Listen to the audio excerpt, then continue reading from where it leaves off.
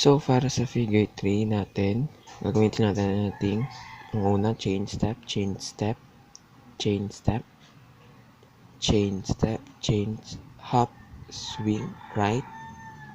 Then next, ang left, chain step, hop, swing. So, ulitin natin.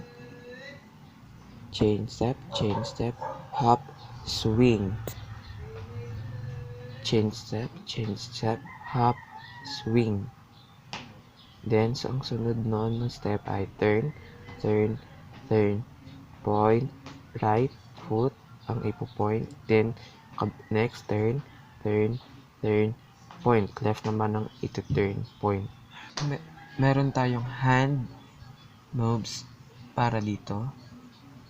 So, kapag ginawa mo yung chain step, 1, 2, 3, 1, 2, 1, 2, 3, 1, 2. Turn, turn, turn. Point ng right, turn, turn, turn, left, point. So, ang countings ng hand movements niya is 1, 2, 3, 1, 2, 1, 2, 3, 1, 2.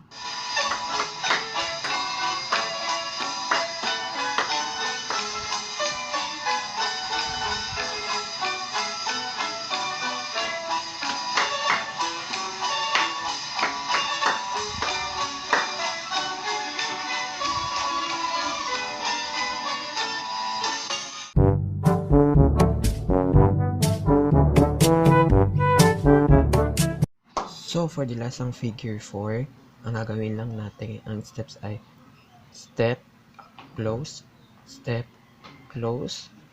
then right foot ang mauuna. Pag jump, jump, jump, jump. Ulitin lang natin, left naman ang mauna. Step, close, jump, jump, jump, jump.